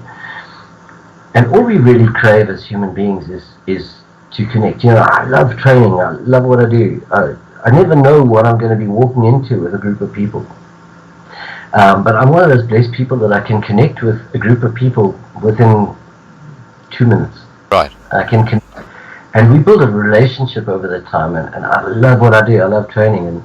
And it's about building that connection. It's also been a huge time of networking across the globe, where people have had to become to depend on other people through their networking circles. But it's going to be wonderful when the life opens up and we can all be together again in our traditional senses. Who knows when the authorities are going to allow us to have the privilege of just living our lives like the people in Sweden have. But it certainly has been a stressful time, and I'm glad for a community. I'm glad that people are connecting. It's been what we've needed at many levels. And yes, if those people can meet each other, fantastic. Create new friendships, create new bonds, honest ones based on respect and trust. But those issues of respect and trust have been whittled away by this time. Right. They really have. You talked about leadership briefly a moment ago. And you talked about the worst thing they can do is cut their staff because they lose all those skills, and that's sort of that's pretty logical. But unfortunately, a lot of businesses do that. Is there anything else you'd like to talk about that's in your book about what leadership across the world should do during this time? Oh, I think they need to go back to basic principles of leadership. So there's always been in many companies there's a dichotomy between them and us, leadership and staff, and we understand when it comes to union and union process it becomes even more divisive. But when are we going to get back to the principle of we? When are leaders going to stand up and be counted? When are leaders, and many leaders are actually not leaders, they're just glorified managers. Right. And sad, many of them just bullies. Or some of them just bullies. Absolute bullies. I've realized that in training leadership for many years. You know, leaders can be built. They can be grown. Natural leaders what companies need right now is to start tapping into the ideas of the younger generation. We understand in a company we've got a hierarchy and that principle applies. But we've got young people coming into organizations who actually are very good at finding healthy shortcuts to doing things. Healthy ones, not or risks and all, not cutting back on those. But I think leaders, especially the leaders of my kind of age, need to start looking for those innovative ideas that are coming from their younger people. Companies cannot keep doing things the way they've done them.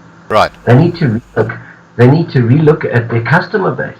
They need to look at the value proposition that they have for their customers. And you cover all this in the book. Yeah, making that assumption that your customers are going to be there during this time, not at all. Right. Your customers are going to be under as much pressure as your company is going to be. In fact, customer service is going to have to become world class, because the pressure that your customers are going to be putting on companies right now is going to be extraordinary. And they're going to want things at maybe even a cheaper price. You need to look at the business model. Maybe cut back on making those huge profits. Maybe invest a little more in your staff, in training and developing and growing them, because that's a critical point right now. And survive. Because for many companies right now, it's purely about survival. Right. And when you're in survival mode, you're not looking at developing your staff, I think, and growing them. I mean, the first thing people do is cut back on training. And that is so short-sighted, because your staff are going to need new skills. Also, people need to start sharing the information they have and start coaching within an organization. Share that information, because for too long, people have held on to their knowledge because they're too scared to share it with somebody else because they're going to take their job. It's time that we started sharing that knowledge. It's time that a company became we.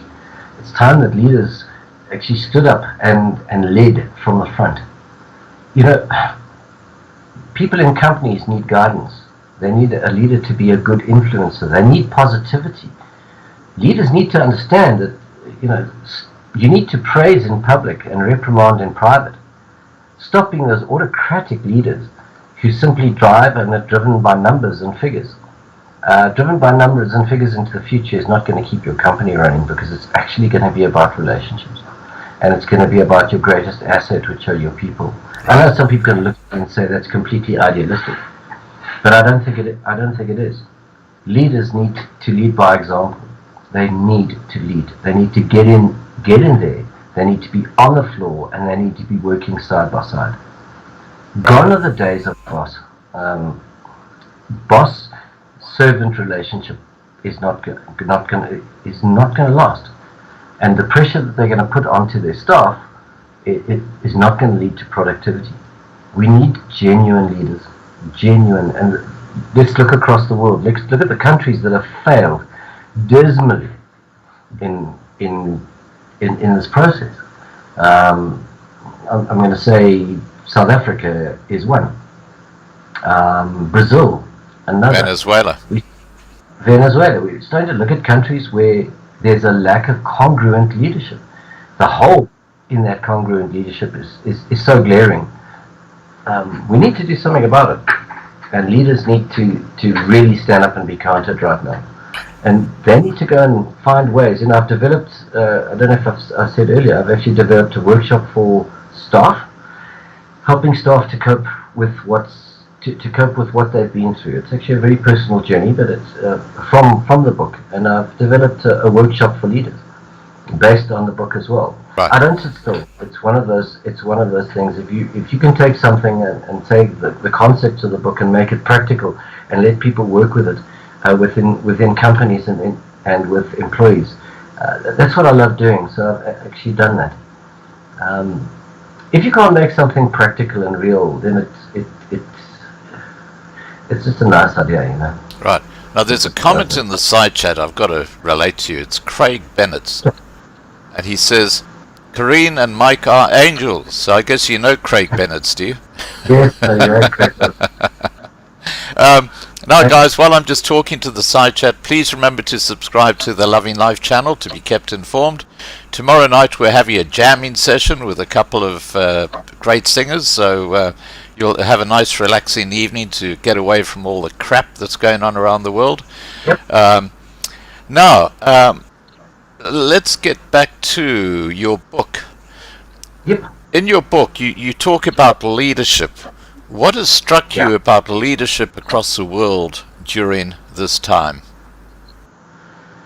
Look, there have been some superb examples of leadership in companies where companies have thrown away the concept of having to hold on to every little cent they've got, and they've actually managed to pay their staff overtime and keep them going. Some people have had to take cuts in salaries, but they've tried to keep the companies going in a healthy, open, and honest way. Well, kudos to them. But a lot of leadership across this world has been not proactive, it's been reactive. It's been knee-jerk responses, cutting back on heads, becoming more officious, demanding production, getting people to work the most ridiculous hours. And I think a good leader will start to realize that those people who've worked at home have most probably worked longer hours than they've ever worked before. They've worked from 6 o'clock sometimes to 10 o'clock at night, using their own internet, their own data, all of those other things. Even leaders have had to change that process. And I've spoken to so many people who found that working from home has been exhausting because trying to split being at home and in the same block. I've worked from my home for the last almost 20 years, and I'm quite comfortable with the huge traffic that I have to experience from the bedroom to my office in the morning. But suddenly there's been immense stress on people, and leaders need to start to acknowledge that. They need to start doing that. Also, the void in honest, empathetic leadership. Every person coming into the organization is going to have their own story of their experience during the time that I call the pause. You're going to get those people in a company, you're going to say, well, mine was far worse than yours. Actually, everybody's experience was valid. Everybody's experience was different, but there were actually elements that are the same. I think leaders need to give people an expression of that, to actually voice what happened during that time. But many people won't. They'll say that's that touchy-feely stuff. And, I train what people call soft skills, negotiation skills, emotional intelligence. I don't call them soft skills. Those are actually the critical skills for an organization. Right. Your people skills, your connective skills, your ability to communicate is so much... those are the cornerstones of business and all our relationships. And I think leaders need to learn to communicate better with their staff. Leaders are going to need to lead their teams differently into the future. They're not going to be able to lead teams by threat.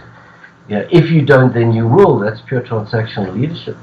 I think another sad thing is many people have found out they're actually in jobs that they really detest over this time. Right. And because of the scarcity of jobs, they're gonna be stuck there, which means you might end up with a whole lot of less motivated people in your organization than you think you actually have. And the book also talks about how to motivate people, how to recognize them, how to build them up, how to lift them up. And that takes effort. And Right. if a leader hasn't got the energy to have that effort, then they shouldn't be in that job in the first place. They simply shouldn't be there. That's my opinion. That's me. Right. Now, in the book, you talk about South Africa having the longest lockdown as compared to the rest of the world. And also, let me ask you this question. Has that lockdown worked? If you want my opinion, no, it hasn't. The numbers in terms of infections have been very similar to the drop-off of infections as we've seen them across the world. But the restrictions on business have been catastrophic. If we look at our GDP and all that sort of... Dropped 50%. Yeah, and unemployment, which was unacceptable before we even started. Yeah. Which is going to lead to socio-political, economic issues. We are already experiencing those in our country. So, if you ask for my opinion, no, it hasn't. It hasn't at all. All it's done is to take a almost flatlined economy and pull out the plug right now. I think the social impact socially has been again catastrophic. I don't think we've stopped the spread of this disease in any way. If you look at other countries, we followed exactly the same kind of process. Isn't that the problem, though, Mike? Because South Africa is not like Australia or New Zealand or the US or Europe, because people live in townships, cheek and jowl, that you can't have social distancing. So why even have a lockdown? Oh, the issue is, yes, we wear masks and we do all those other things. I think masks is a preventative barrier at some point. But in a country like ours, where social distancing is often not possible, and we look at the number of infections and deaths comparatively, and if we look at the number of recoveries, which I think, if I looked this morning, was 85% recovery rate, then no, it's illogical. It's absolutely illogical. We should never, ever have been put through this extended process. We should never have had alcohol banned. Look, alcohol is bad for people, we understand that. But using an excuse that these drunk people are going to take up beds and smokers are going to take up beds, you look at it, it's illogical. It's illogical. And what has that done to those parts of the economy? All it did was almost destroy two whole parts of our economy, and just allow the illegal cigarette trade to flourish and make billions. And we lost how much? 11 billion rand in tax. You know what's even worse about that is that it's illogical and contradictory for the NCC, people like Dlamini Zuma, to take the high moral ground and suggest she's doing it because it's bad for people. When you look at the corruption that's taking place among that elite group, it's a load of BS. Oh, well, we know that smoking is bad for us, okay? But it's a choice. Of course it's a choice. But then again, so is corruption. And remember that a fish rots from its head. And that's the problem that we have. I mean, the issue that people are going to, they're going to be investigated and punished. I start to find this laughable. Why the hell did it happen in the first place? Exactly. Who is accountable? Well, actually, the commander-in-chief in our country, our president, Cyril Ramaphosa, he is accountable for the behavior of every one of his civil servants. Exactly. And remember, there's a very specific word put into that. Now, I work with municipalities and government departments. I've worked with some of the most brilliant, awesome people who are ethical, fantastic. They are so passionate about their jobs because they understand the concept in that word civil, okay, and then servant. And what does servanthood mean? Servanthood means they're there to serve the country. Look, I'm just a citizen, but my president, Cyril Ramaphosa, the function of his job at one level is to serve me as a citizen. I'm not saying in a subservient role, but I'm saying he's there to serve me. Civil servants and the people, or the people on the take within government and their cronies, they don't understand either the word civil or servanthood. No. And been allowed to run rampant. We all know state capture, and we all know it's been a rot that's happened for a long time. And we don't want that kind of leadership to roll down into companies. We want to see a revival of healthy, congruent leadership. Right. And yeah, we live in a country of ironies and paradoxes, but still we have one of the most beautiful countries in the world. We actually have some of the most beautiful people in the world. Yeah. We have so much potential. We just happen to have the worst government in the world. Well, we have one of the worst Jews, and when people sit by and let evil things happen, then a country becomes complacent. And I believe our country has become, for the large part, complacent. And it started to accept the fact that, corruption is just a way of life. So if we can't win, we'll join them. Right. And you hear it all the time. It's a tragedy. It really is. But I love this country, and I love the people, and I'm facilitating in this country and working with people. It's been the greatest blessing for the last 35 years. Right. Now, I'm just going to address people watching. We've got about 100 people watching at the moment. Awesome. Guys, remember that the link to Mike's book is in the description below this video. All you got to do is click on the Amazon link and you go straight to it. You can get it in Kindle form and you can get it in hard copy. So the choice is yours. Mike, the hard copy is not out yet. It will come out in hard copy in a while. It's just in Kindle and Amazon. Okay. Yeah, the hard copy will take a little while, but it will be there. Okay, now can you tell us about the process? How much does the Kindle copy cost, and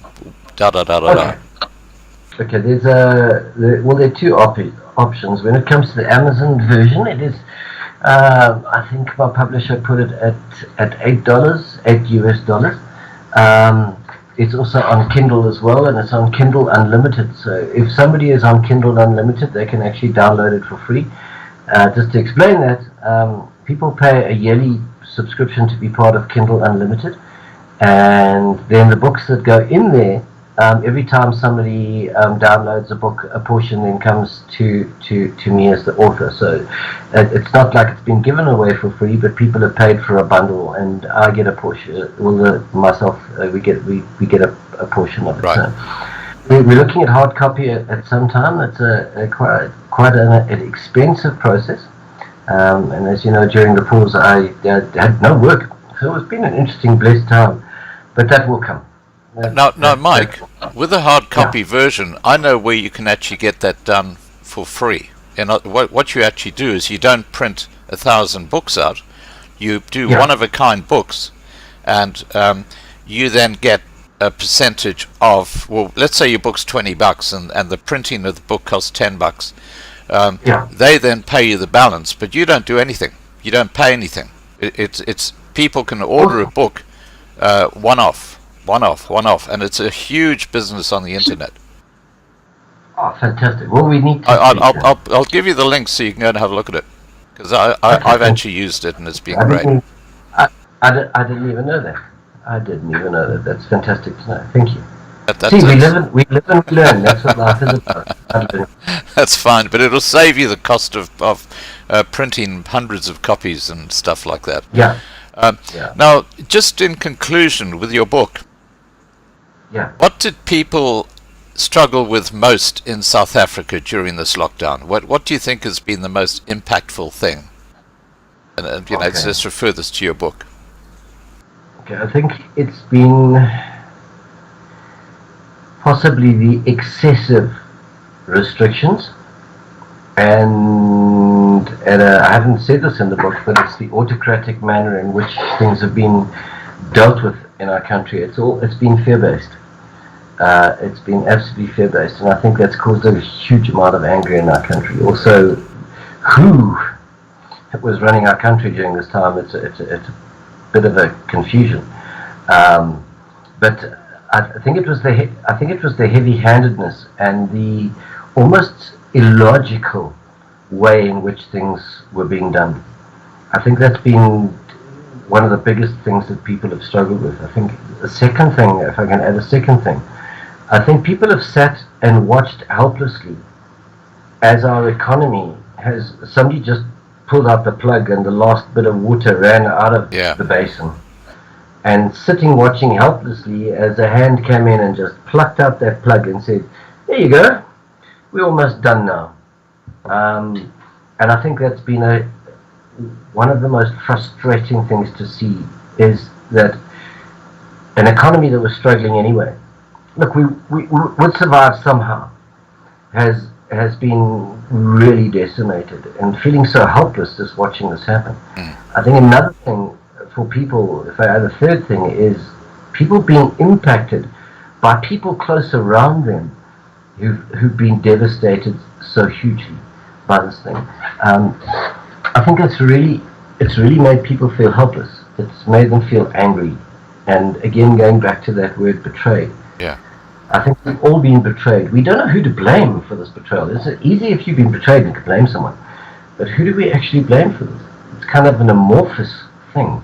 Yeah. And dealing with those emotions is tough, is really tough. Because if we don't, they're going to come back anyway. That's just the way life is. Yeah, while the economy's gone down the gurgler, the tenderpreneurs have done very well out of the PPE, haven't they?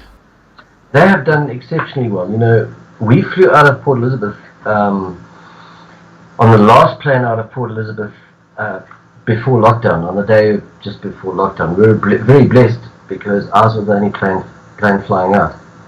And you know, we went into that Port Elizabeth airport and we had to now have masks, right? And everybody else had now gone panic, bought masks. I think we paid, I stand to be corrected, my wife will have to tell me, but I think we paid somewhere in the region of about 60 Rand for just a medical mask. 60 Rand. Just to have to wear on an aeroplane, because masks, you know, everybody had been getting masks. I think the entrepreneurs, I think those companies who have ripped people through the ring with huge, you know, putting their prices up so exponentially. Yeah. Shame on them. I'm actually going to say shame on them. They could have made just as much money by selling it at a price that was equitable. They really could have, because all of them hiked prices. And everybody was in our competition, because now we've got to keep our prices. You know, if half of them had been smart, they all would have sold. They would have made more money than having to fight this stupid price. Yes, the entrepreneurs have made a killing, absolute killing. We just have to read our newspapers every day, and we'll just realize that it's the abuse of power. You know, black privilege. Power corrupts. Absolute power corrupts, and absolute power corrupts absolutely. Yeah. It's just Animal Farm all over again, you know. Yeah. And I've said that in the Now, Mike, I've really enjoyed our discussion. I think we've covered pretty well most of the core parts of the book, which I think is going to be a fantastic aid to people who are battling with the emotional and other aspects of the lockdown. So I would encourage people to get the book. The link, as I said just now, is directly below this video in the description. It's only about $8 if you buy the Kindle, and if you're a member of, what's that thing called, the Amazon something? It's the Kindle. It's the Kindle Open Group. I think it's called Kindle Free. And if you get it from Amazon, they send you the electronic version free of charge. Amazon, they send you the book, but if you're part of Kindle, the global Kindle, it's built into that. I still get a portion of that, so that's all good.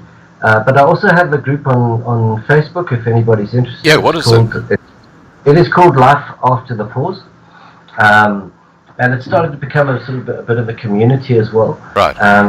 also have another group if people are interested. It's called Free to Live. It's a group. It's actually the name of my company, and that's become a motivational site, a site where people connect and motivate and build each other up.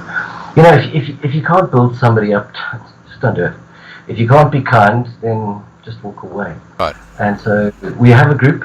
I've talked about the book, and people are starting to share things as well, which is really wonderful. It's started to become, again, a community. And I think in 2 weeks we've got almost 450 people who've joined. I don't want it only to be a process of promoting the book. I want it to be a place where people can share. Right.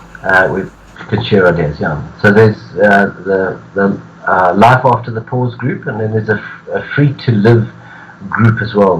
Not a page, it's a group. They're both something that I run on Facebook. Right. Now, it's so interesting because this comment kind of sums up everything we've been talking about. And Marlene de Villiers wrote, at Jan van Riebeck. Yeah, we got a guy called Jan van Riebeck in our users. He's a lovely man.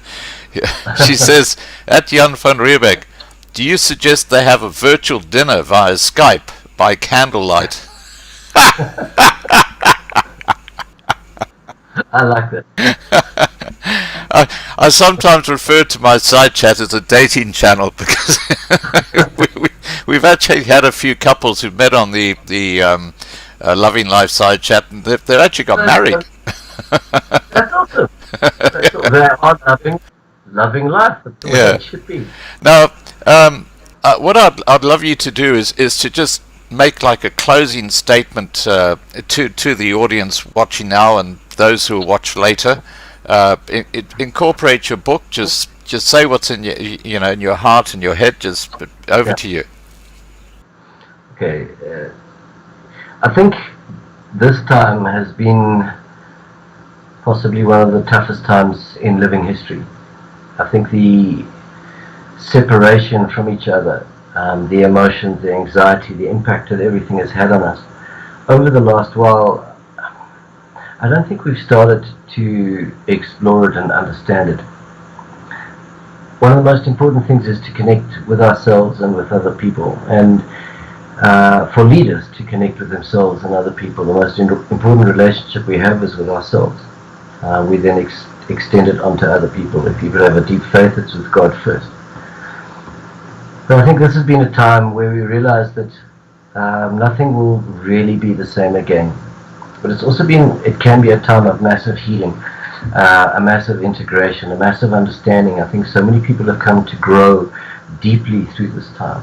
And the purpose of the book is to help people to explore those avenues, to explore it at a deeper level, to help leaders to explore. It's been one heck of a journey writing it. It's been a huge journey getting it out there. And thank you, Scott, for giving me the privilege of being on your platform to do it. But you know, we have a choice every day. We either get up and face the day, or we hide from it. We have a choice with our emotions. We either get up and face them or hide from them. If we hide from both, neither are going to go away. If we can find a way of moving forward in a healthy and positive way, that starts to rub off on the people around us. Starts to rub off on our relationships.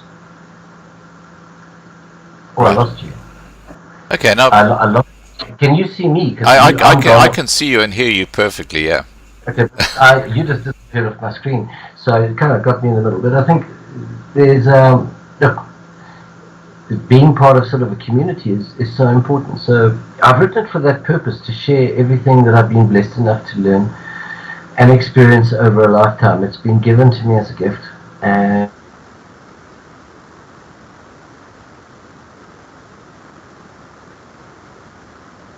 sorry guys, we seem to have a poor internet connection all of a sudden here. Hi Mike. Oh, okay, we're just reconnecting. Hi Mike, are you back?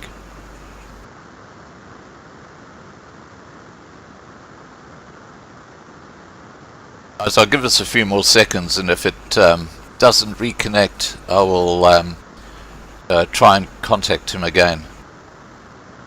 Let me just see what's happening here.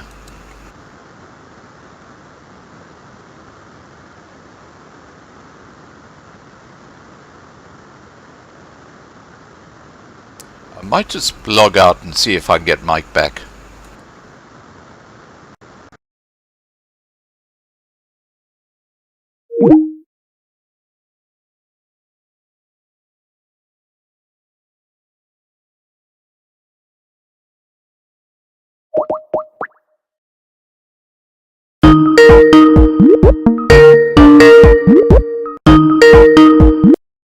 Hi, Mike. Hi, Scott. We lost you there. The internet went down for a few Hi, seconds. Scott. Can you hear me and see me? I can hear you. I can't see you.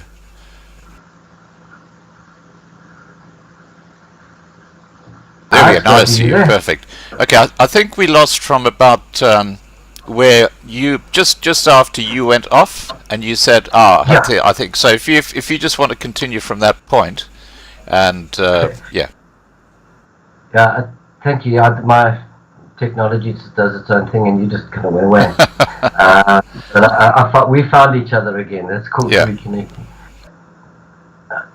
This is in many regards this time in our history has been called the connecting time, where people are going back to some of the core basics that are important to them. Family values. Hopefully, that's going to be built over this time.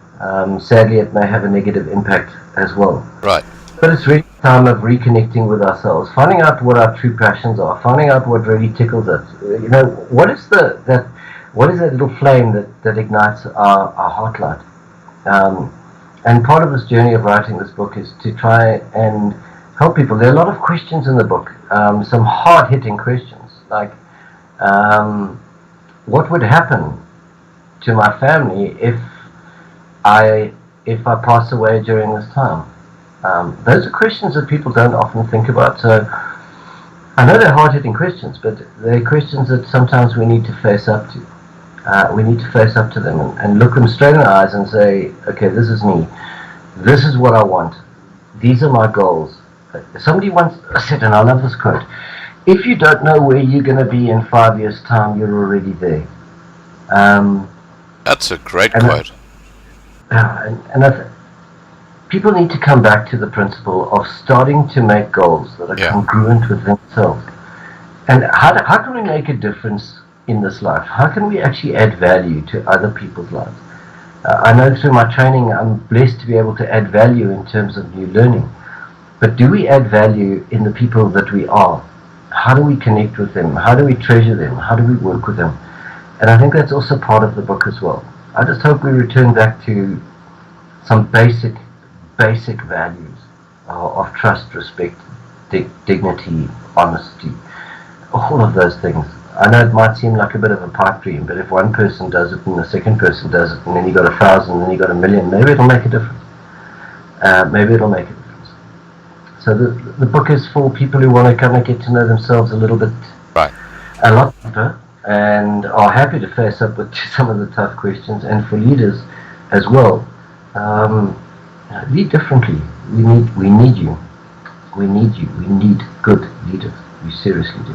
Right. Well, I've got to say, I've got a copy of the book, and I'm finding it fascinating reading. I think there's a lot of stuff in there that really puts things in perspective and gives people direction for that post stage, which I think is critical. And now that they got nothing to do, they can get the book, they can read it, they can prepare themselves for their future once we come out of the lockdown, which I think is an incredibly valuable resource.